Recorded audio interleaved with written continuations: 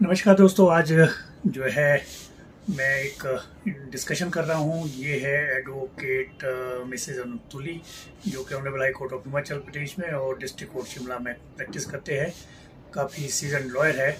तो इनसे एक बहुत ही इंपॉर्टेंट सब्जेक्ट पे मैं जो है आज डिस्कशन करने वाला हूँ। वो है related to implementation of maintenance order, जो इसमें प्रैक्टिकल डिफिकल्टीज लॉयर को होती है, वो इसी बारे में इसमें हमें जानकारी देने वाली है। इससे पहले कि मैं आपको मिलाऊं मिसेज अनुतुली से, तो आप काइंडली जो है मेरे चैनल को सब्सक्राइब करें, शेयर करें ज़्यादा से ज़्यादा, और अपना फीडबैक जरूर दें, पर्टिकुलरली इस वीडियो पे, क्योंकि बहुत ही इंपॉर्टेंट टॉपिक पे सजेशंस हम ले रहे हैं क्लाइंट से भी और ये उनके प्रैक्टिसिंग लॉयर से भी। हो सकता है कि इस विषय में कुछ आगे किया जा सके या कोई दूसरा लॉयर इस विषय में कुछ आगे करें, जिससे कि इफेक्टिव बनाया जाए इम्प्लीमेंटेशन को। तो आप काइंडली ज़्यादा से ज़्यादा शेयर करें, सब्सक्राइब करें और अपने फीडबैक दें, और जो है आप लाइक का बटन जरूर दबाएं और बेल आइकॉन का भी दबाएं, जिससे कि जो है आपको नोटिफिकेशन हमारे नई वीडियो नए टॉपिक के बारे में मिलती रहे। तो थैंक यू वेरी मच। चलिए over to Anutuli. Good morning everyone. मेरा नाम एडवोकेट अनुतुली आजटा है। मैं हाई कोर्ट और डिस्ट्रिक्ट कोर्ट्स में प्रैक्टिस करती हूँ।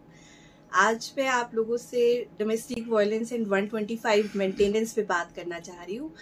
ये प्रोसीजर्स इतने इनइफेक्टिव हो चुके हैं कोर्ट्स में कि एग्जीक्यूशंस इन ऑर्डर्स की जो है ऑलमोस्ट नेग्लिजिबल है।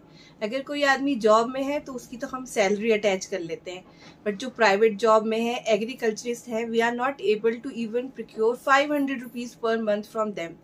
For that, court needs to make some effective measures so that executions become really executable.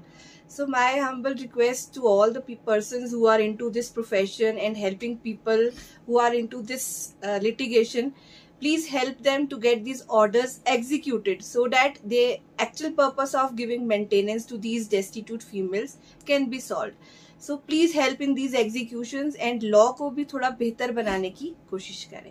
Thank you so much. तो आपसे मैं ये जानना चाहता हूँ कि आपको कहीं ऐसी जो प्रैक्टिकल डिफिकल्टी आई है without referring to the case कोई भी, तो आप कोई ऐसा इंस्टांस कोट कर सकते हैं इस बारे में जहाँ पे आपको डिफिकल्टी आई हो? किस किस्म की डिफिकल्टी आई है? एक मेरा पिटीशन पेंडिंग है कोर्ट नंबर 5 में. It is pending for the last I think more than 7 years.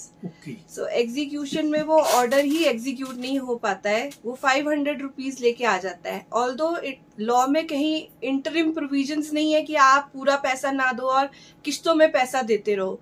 तो ये अगर 5,000 की एग्जीक्यूशन है और बंदा हर डेट पे सिर्फ 500 रुपए लेके आ रहा है, तो although it has to take years to get that order executed. Okay, तो आप इसमें क्या सजेस्ट करते हैं कि कैसे इसको इफेक्टिव बनाया जाए? इसका इम्प्लीमेंटेशन जो भी डायरेक्शन होती है मेंटेनेंस से रिलेटेड. एक्ट्स तो ऑलरेडी इफेक्टिव है, उनका इम्प्लीमेंटेशन इफेक्टिव तरीके से नहीं हो पा रहा है. अगर हम फर्स्ट डेट पे ही वारंट्स करें, bailable, non bailable, all attachment of properties, या प्रॉपर्टीज की डिटेल्स जो है पहले से ही लोड होकर फाइल पे लग जाए, तो ऑब्वियसली आदमी डर के मारे पहले ही पेमेंट कर देगा. लेकिन वो डरता ही नहीं अब कोर्ट से. ओके, तो जैसे आपने अभी देखा कि एफिडेविट का भी प्रोविजन जो ऑनरेबल सुप्रीम कोर्ट ने कहा कि एफिडेविट दोनों जो पार्टीज अपने एसेट्स लायबिलिटीज वगैरह का देंगे, तो उससे क्या लगता है, उससे कुछ बेनिफिट हुआ है इम्प्लीमेंटेशन में, या किसी किस्म का आपको लगता है कि उससे हुआ है? सर, जो तो कोर्ट का एजेंडा था कि एफिडेविट लें और उससे फर्क पड़े, फर्क तो उससे पड़ा है. अब हमें प्रॉपर्टी ढूंढने नहीं जाना पड़ता. At least disclosures are there, but the effective disclosures को हम यूज नहीं कर पा रहे हैं. जो उसने प्रॉपर्टी की डिटेल्स दी है, आफ्टर 2-3 डेट्स रीजनेबल अपॉर्चुनिटी के बाद कोर्ट को अटैचमेंट की तरफ फटाफट चले जाना चाहिए. ओके, आप चाहते हैं कि जो प्रॉपर्टी की डिटेल दी है, अगर उनको अटैचमेंट के ऑर्डर किया जाए तो वो इम्प्लीमेंट ऑर्डर हो जाएगा, आपका ये कहना है? तो इसके लिए क्या लगता है कि लॉ में कोई कमी है या उसकी इम्प्लीमेंटेशन में कमी है क्या?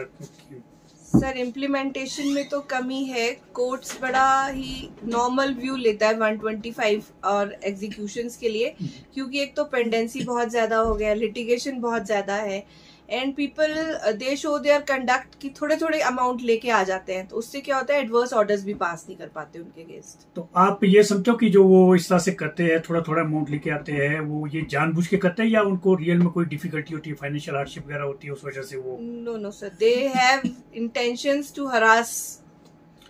That is why they don't make complete payments. Okay, तो आपका कहने का मतलब ये है कि अगर प्रोविजन भी है लेकिन वो इतना इफेक्टिव नहीं, क्योंकि उसके जो है इस तरह से इम्प्लीमेंट नहीं किया जा सकता है.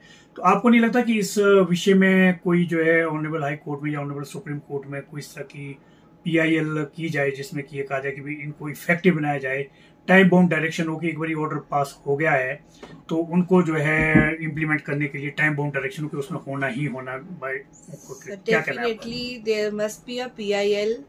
इसको थोड़ा सा और रिजिड बनाने के लिए कि कोर्ट आपको सुनेगा ही तब जब आप पैसे जमा कर लोगे। ओके, कुछ ऐसा तो इम्प्लीमेंटेशन। इसमें अच्छा, तो आप क्या ऐसा अपील करना चाहेंगे जो बाकी लॉयर्स है वो भी अपने इस तरह के सजेशन दे, कमेंट्स दें, फिर हम उसको कंपाइल करें और अगर हमें लगता है कि कोई इफेक्टिव मेथड निकलता है तो उसके बारे में जो है ऑनरेबल हाई कोर्ट को या ऑनरेबल सुप्रीम कोर्ट को अप्रोच किया जाए। तो आप इस बारे में क्या कहना चाहेंगे? सर मुझे लगता है कलेक्टिवली सारे लॉयर्स को यही डिफिकल्टी फेस कर रहे हैं, तो अगर हम सब लोग मिलकर इसकी तरफ थोड़ी लाइट डालें तो it will become a effective measure. So we must all work together for this कि हम PIL भी फाइल कर सकते हैं और we can go for some amendment also.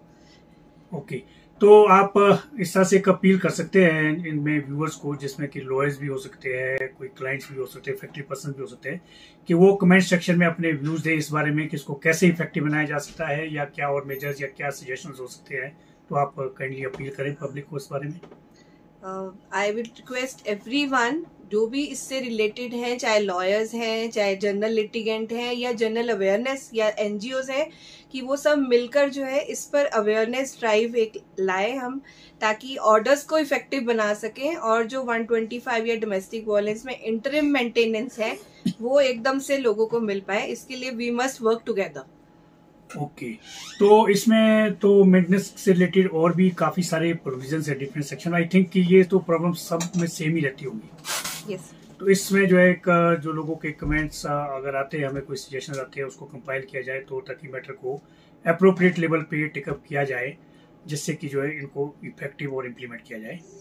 यही आपका कहना है? हाँ जी sir. I would request everyone to give comments and suggestions so that we can work together and get it effective. Okay, thank you very much, Anuji. Thank you, so sir. Nice of you for such a nice information. Thank you, God sir. bless you. Okay, bye bye.